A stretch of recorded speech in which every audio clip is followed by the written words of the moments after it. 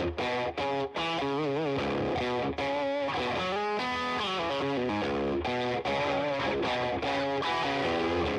of all, welcome Coach Mann to Belton. I know you've been here for a little while now, but now that you've had some time to adjust, can you just tell us what it's been like being here and embracing Tiger Nation so far? It's been a blast. I mean, you know, I'm getting a little long in the tooth in the career, and so getting to come to a place where there's so much tradition already in the town. You know, my career's been kind of opposite, starting up at new schools.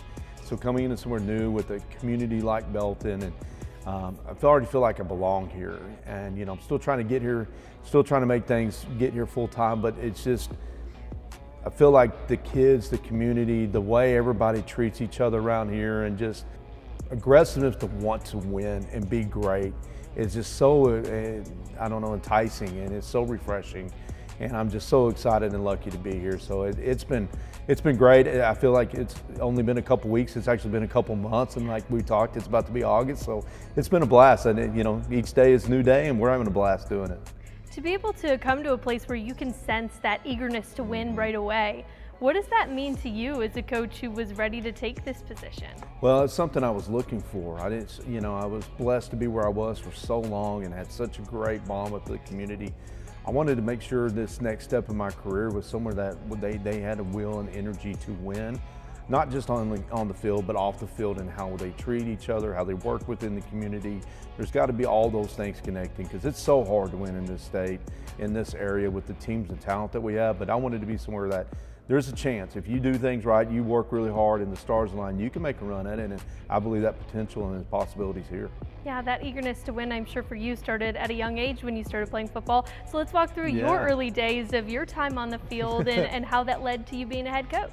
Well, I fell in love with the game extremely early. I convinced my parents when I was a third grader to lie about my age so I could play tackle football in the fourth, and just was obsessed with it every second of the way. I mean, I grew up playing as many sports as you could, but football was always it. And you know, my parents helped coach all the way through my youth league years, had some great middle school coaches, and then got into high school, and I got to play at a tremendous high school at Emerald High. There's so much tradition. It's one of the top winningest schools in the whole state of Texas, and we had a legendary coaching staff that had been together like 30 plus years there. My defensive line coach was my mentor. He's the reason why I'm here. From my junior year on, like he got the coaching gene out of me, and that's all I've wanted to do since, and was blessed to do it, and had so much fun. But yeah, those early days of just running out there on a Saturday afternoon playing youth league football, and then going and swim at somebody's house and eating the popsicles after. I can't remember a score, I don't think, from a youth league game, but it was so much fun. And you know, battling with your community, with your culture, with the people you grow up with, and that's kind of again what drew me back to here, because I see that here in Belton. Yeah, I like that you mentioned that you had your family on the sidelines too. Yeah. So did your dad coach you when you played youth Just football? in youth league, okay. Yeah, in the early days. My mom, my dad both. My mom coached me in basketball, track. My dad did baseball and football. They were out there the whole time until about this. In Emerald High, once you got to the 6th grade, there was a transition year before you got to middle school. But yeah, like 4th, 5th, and 6th grade, they were on the sidelines the whole time, getting us going.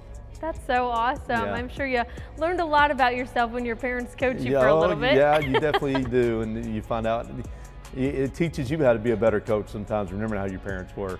Yeah, and you have 2 sons as well. Did you have the opportunity to coach them at all? Both of them. So blessed. Both got to come up through Rouse, and both made varsity their sophomore year, got to coach them all 3. You know, I kind of stayed away in the youth leagues as much as possible, would help out with the staffs and do that, but I wanted to be dad then, not coach, because I knew that hopefully that time came. And yeah, I got to coach both of them the whole time through, and then there's a lot of pressure that comes with that, on them, on me.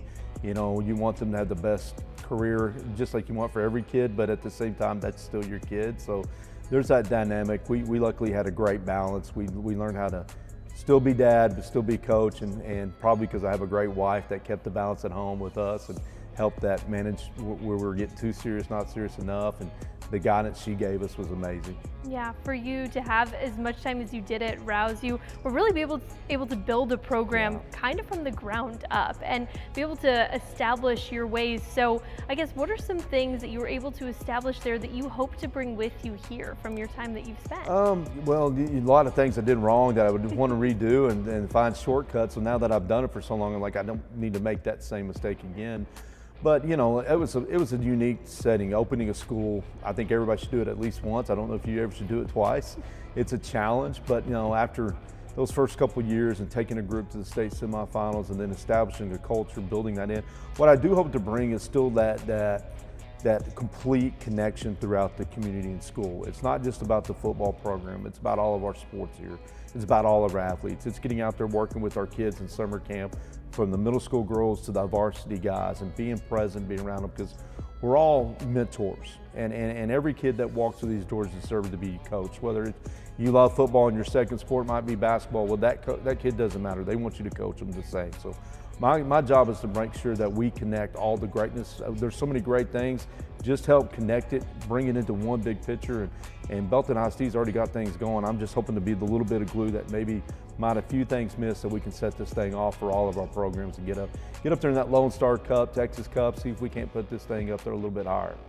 Going from a school that you literally said built from the ground up to a school with so much history, and there's a lot of people who remember a lot of games and a lot of their times at Belton ISD or even walking the halls here. What have fans, I guess, talked to you about the history or maybe their time when they played out here? There's a lot of stories have been told. I get to meet with the Tiger Huddle group, which is a bunch of older guys and alumni that played here all the way back to the 1960s, and having lunch with them and them coming talking to our guys and seeing ex-players at some of the Belton's Line Club and different groups that I've gotten to speak with, and just, you know, they've all got their stories about this time here at different places and when this happened, and you know, and they're excited. They all want to see this thing get back to where it can be and where it is, but just a little bit better. And so, you know, it's cool from building tradition to walking in. So now it's like, okay, well, can I be the next step or the next story, and what story is that going to be told in the history of Belton?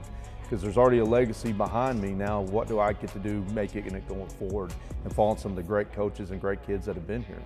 I love the history piece of it too, just because there's a lot of it here. And something I know a lot of people would love to see brought back is the Temple-Belton rivalry. That's something I've heard a lot about. Have you heard anything about that yet, Coach? I've heard a few stories about it. I think we probably heard more about Lake Belton and Belton, which, you know, that's for football is not in there. But yeah, I've heard the stories about the Temple-Belton days. One of a buddy I coached with went to Temple, and we lost to him at Amarillo High, and I was reminded of that as I took the Belton job about still Temple football. But you know, for me, I love rivalries. I grew up Amarillo High. We played Tascosa. I coached in Wichita Falls against Ryder. To me, it's one of the biggest rivalries out there. You know, when you're a new school in the area, there wasn't so much. So I'm excited about those things. I know it's not on the schedule yet, but to me, those are just opportunities too. Football's only 10 games a year, so I try not to make the rivalry games any bigger than anyone else, because you're such short time and so limited, so they're all pretty important. But it is cool when you pack the stands and it's two communities. I mean, we got Waco Midway back on the schedule, so that's a big one. Maybe in a year or two, maybe we get Temple back on there too. We'll see.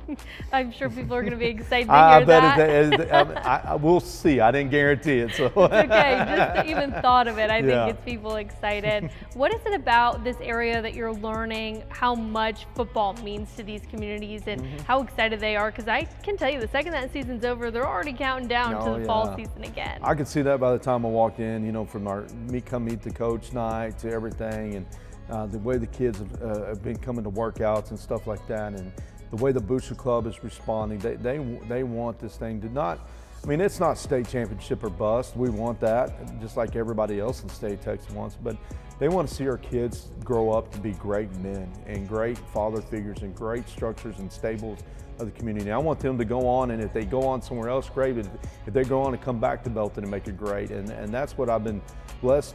As much time as I had at Rouse, I got to see that. I got to hire some of those guys. I got to see them become dads and fathers, and that's the ultimate goal, is to get these young men to that stage. And our community, and I think everybody here wants that. So 18 years doing this, not sick of it yet? No, man. I'd get in a lot of trouble if I didn't coach football. I need to occupy the time. I'm a junkie. You know, I want that thrill. I need that rush every Friday night. That knot in your stomach when you lose, and like, God, what did I do? And you know, what did I screw up with this game? To that, you know, seeing kids become successful. And this has just brought a new life to me too. I mean, I won't lie. You know, spend some time there, and you're like, man, I don't know how many years I got left, and I feel like I can go another 10, 15 easy right now here. And so, and this is where I wanted to be. I chose a place that I wanted to be for the next duration. of my career. I want to see what it's like now establishing in a community that's already built. And so, man, watching kids, whether it's a kid in basketball that was on the B team their freshman year, starting on the varsity team, or a softball player breaking the home run record, and just seeing those things, and then they get on stage and, oh, that's a salutatorian too, something like that. Those are just the coolest moments. Like, man, we're shaping. I believe we're one of the few coaches, or one of the last line of defense right now for our young people in this world, and teaching them the values and morals and character that they need. And you know what you're going to learn? You're going to learn how to deal with failure, and that you need somebody to teach you to go through that. And I think that's our biggest job.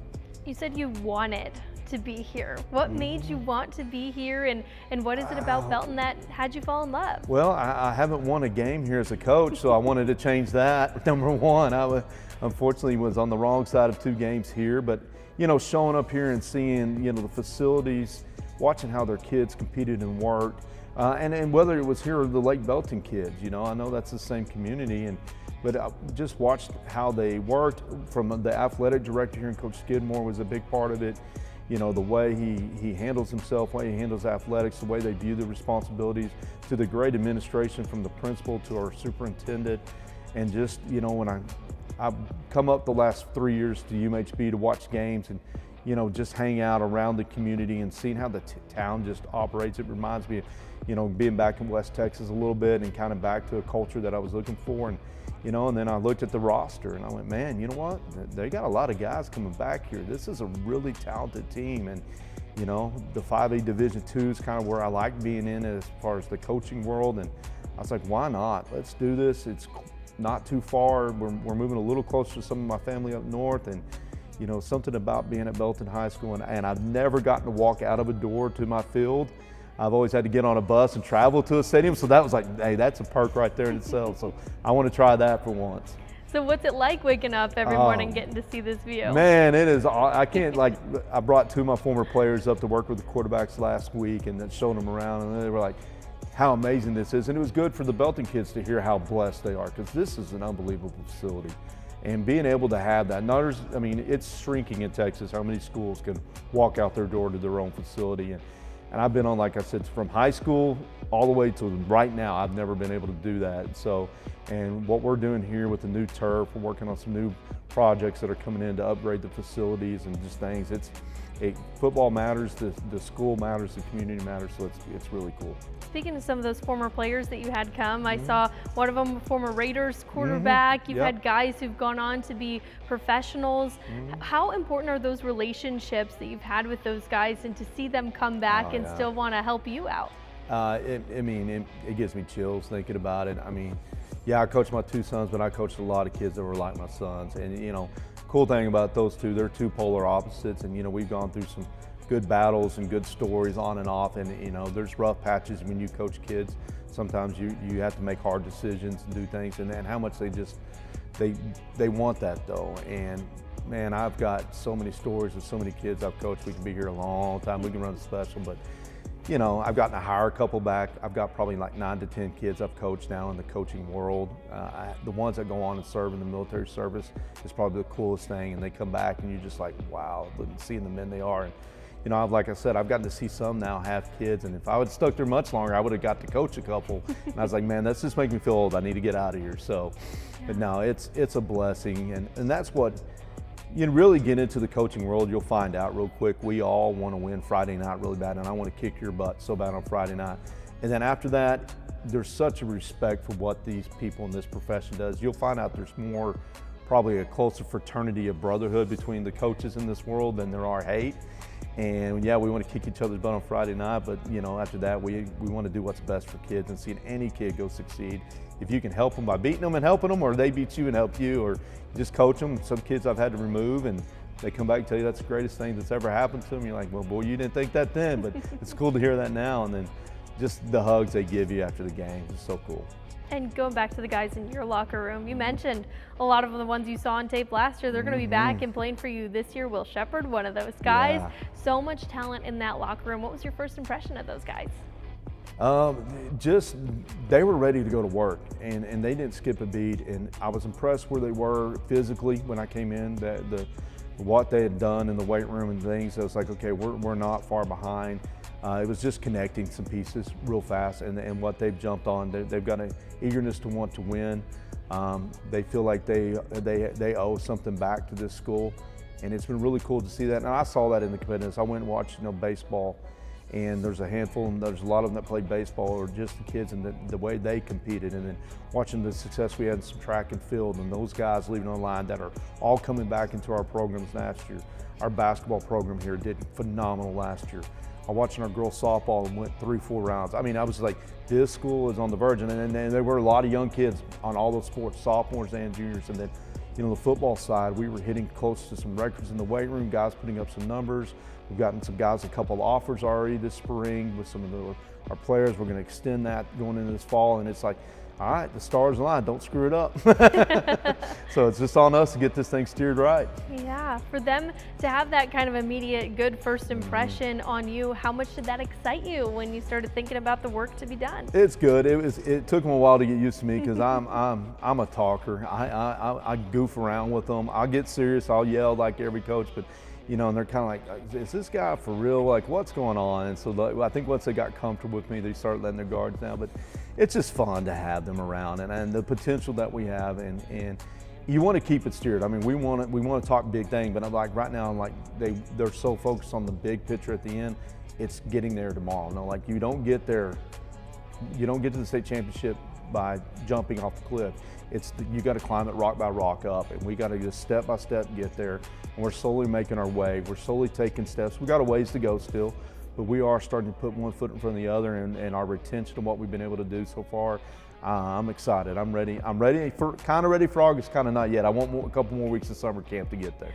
For sure. For you to have this kind of goofy style for the guys to adjust to, I guess, where does that come from, and why is it important for you to still have fun and it's not all serious?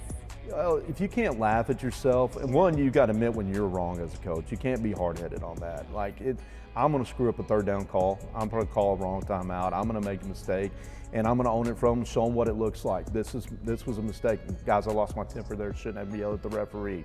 Hey, we shouldn't have called that play on third down. We should have trusted what we thought we were going to do in the game plan. It happens in coaching.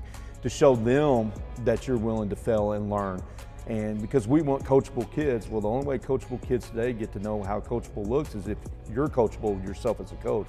That's something to tell the staff right away. Like, we're going to call each other out in front of the kids. We're going to let them know. I mean, we're not going to do it in a degrading way, but again, that's accountable. So the kids go, well, if coach can be held accountable, we can be held accountable. I think that helped bridge that. But man, you got to make this fun, because we're going to get up about 5:15 in the morning and practice for 2 to 3 hours a day.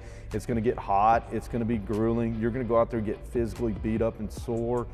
And if you can't find some way to laugh at yourself and have some fun, we're going to be in trouble. And sometimes it's just an old man out there being goofy. I can outdance anybody on the team. They're learning that right now. Not really, but I'll challenge them. I'll get out there and, you know, yeah. If you can't embarrass yourself and have fun, I mean, what's the point? These dance moves might be something we have to see. Usually keep them in the locker room after the games, like it's private, but every now and then you got to break a couple out to let them know you're serious. You know, if we get some big wins this season, we're going to be watching for those dance moves, don't you worry. Well, you're a Texas guy through and through. Yeah. Earlier we were talking about your love for country music, you love Texas country. Yes. Let's tell people a little bit about that. So who are some people you like to listen to? What is some good Texas music? Well, I was, you know, growing up about that time, you know, that the 90s style was fading out and the Nashville scene was big, and you know, guys like Jerry Jeff Walker and Gary P. Nunn, and this guy named Robert O'Keefe comes on with Number 2 Live, which I think is the all-time best album probably put together ever. And you know, kid from Amarillo, I didn't know what Austin was or any of that, so you know, I had a few buddies that started introducing to that, and you know, next thing you know, this guy Pat Green and Corey Merle started coming on the scenes, and man, I was hooked. We were running around to concerts and chasing it all around, and it's just something we get into long debates with my boys and some of my buddies back there, like, what's the best song? We'll go off of, you know, Apple Music for hours trying to outdo each other on who's got the best song. But you know, and I love where it is today with the things like Whiskey Myre, Treaty Oak, and those guys coming in. You know, I'm a big Ryan Bingham fan. You know, my getaways every now and then just go catch a good concert at Whitewater Amphitheater, and you know, that's kind of my release a little bit. But just seeing that Texas music scene is so cool, and you know, sticking it to Nashville was kind of cool growing up, so that was kind of fun. You know, Texas pride in that. For sure. And what is one of your favorite songs? You said you've got a list of some of your best ones. Do you have a favorite that comes to mind? Favorite all time, probably Feeling Good Again by Robert O. King. That's up there. You can't ever go wrong putting on that. Any Wade Bowen, like if you just need to hear a good song, just put some Wade Bowen on. I'll run through his album. I would have to say Crazy by Pat Green as well, because that is the song me and my wife danced to at our wedding. So you got to keep that one in there, not get in trouble. So it's one of our top ones. Man, there's some others, but those are the big ones. You know, yeah. I'm Coming Home. You pretty much Robert Earl, then you can just everybody else. Every song right yeah, after. It's really hard not. He's got some weird ones out there, but yeah, there's some good ones too. I love it, Coach. That's so awesome. So country music definitely up there for you. You love to goof around a little bit, but football big too. Just a Texas guy through and through. So do you have any Texas barbecue recommendations? Like, what is your Well, outside of my backyard, but I mean, I'm pretty decent at it, but not great.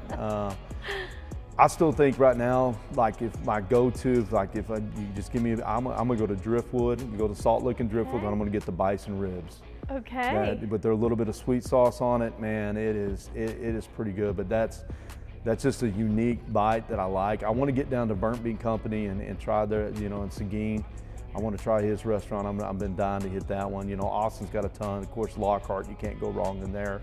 I'm getting ready I haven't got to have any Millers here yet. I was going to say, that's got to be on your list. We were getting ready. Me and my son were going to go, and then the little accident happened, so we're going to have to get in line. And I'm going to get some Millers, some show-ups going on pretty soon. But been to Johnny's Steakhouse already. That's not bad out there. But yeah, Central Texas has got it going on. There's Stellar House. I mean, Black's downtown.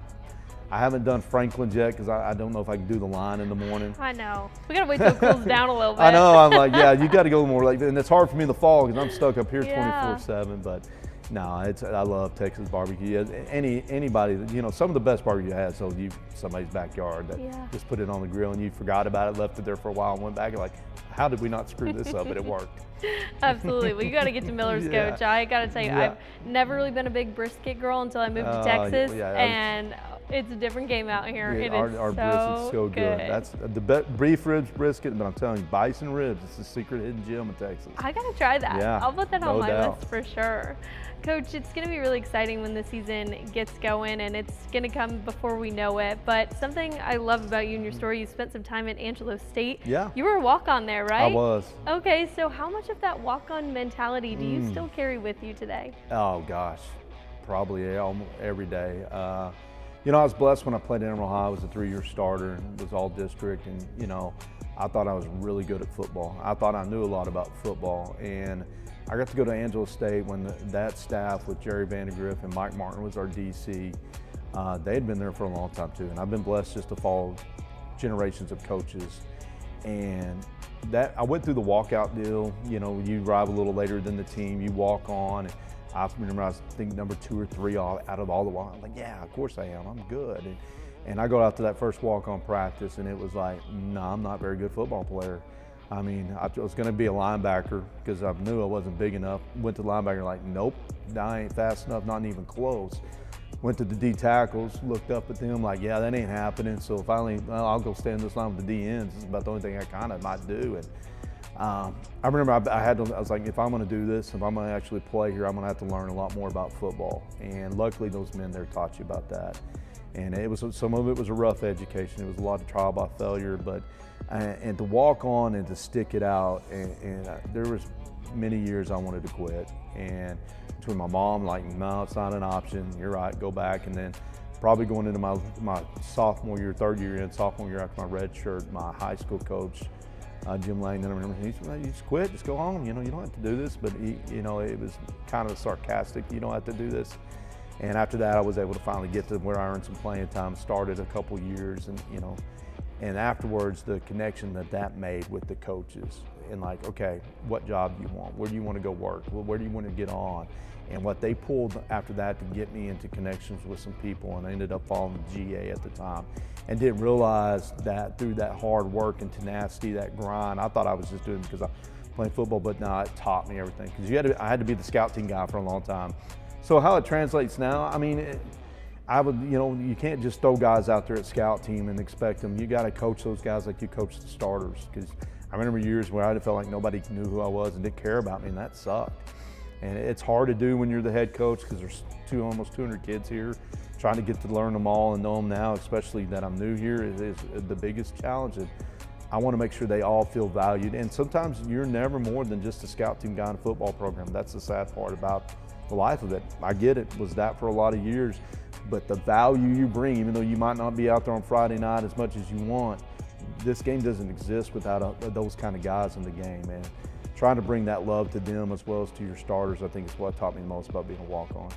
And I think it just always gives you that tenacity to keep going and to need to be seen, and you're like, I am good enough, like I can do this.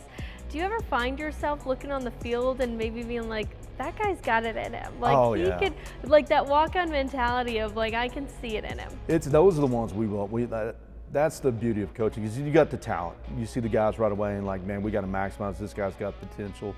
It's finding that kid that's got the dog in him that just doesn't, maybe he's an inch too short, maybe he's just a little too slow, but by God, he loves the game. And like, man, that's the kid that when he clicks, we're gonna have something special. And really, that's where you win championships. When you got to have some talent, you got to have some elite level players, but when you got a bunch of dogs on your team that have that mentality that they don't care, 4 in the morning, 5 in the morning, hot, cold, coach, I don't care if I'm just run down on kickoff. I just want to be a part of this and I'll earn my right and give me my time. Then those are the ones that'll make your team special. It's all about the heart. Yeah, it is. It's a big part. Absolutely. It won't quit. The brain will give up, but that heart will keep going. Absolutely, Coach. Well, we're going to be so excited to see all that you do on the field this year. One last thing I want to ask you. You talked about your boys a lot. So how did being a dad help change you and help you become the coach that you are?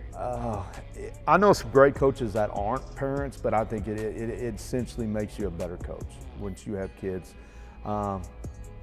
It changes the way you see that interaction that some of the parents, all those crazy parents, all that. Well, when it's your precious child out there, you can't help but have the rose-colored glasses and you can't see only things through them.